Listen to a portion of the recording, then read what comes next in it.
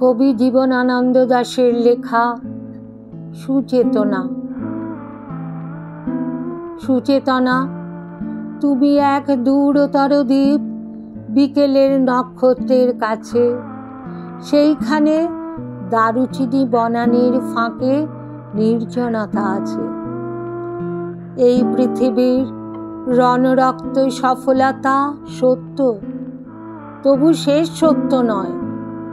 কলকাতায় একদিন কল্লোলিনী তিলোত্তমা হবে, তবুও তোমার কাছে আমার হৃদয়।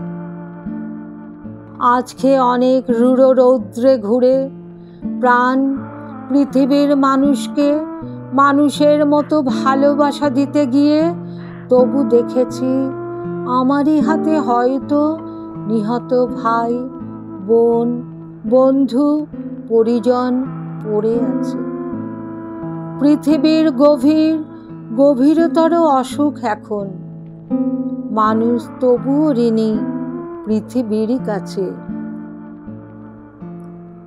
কেবলই জাহাজ এসে আমাদের বন্দরের রোদে দেখেছি ফসল নিয়ে উপনীত হয়।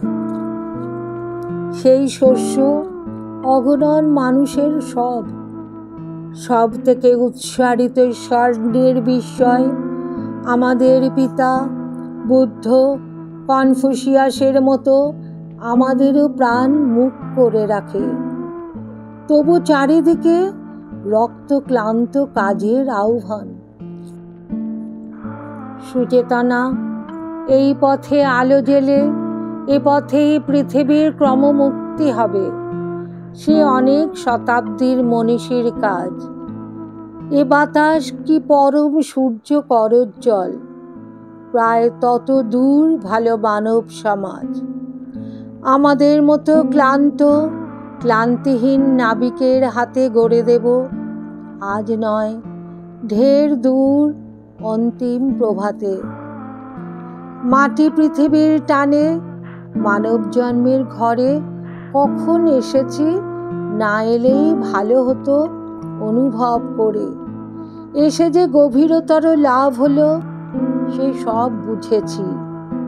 শিশির শরীর ছুঁয়ে সমুজ্জ্বল ভরে দেখেছি যা হলো হবে মানুষের যা হবার নয়।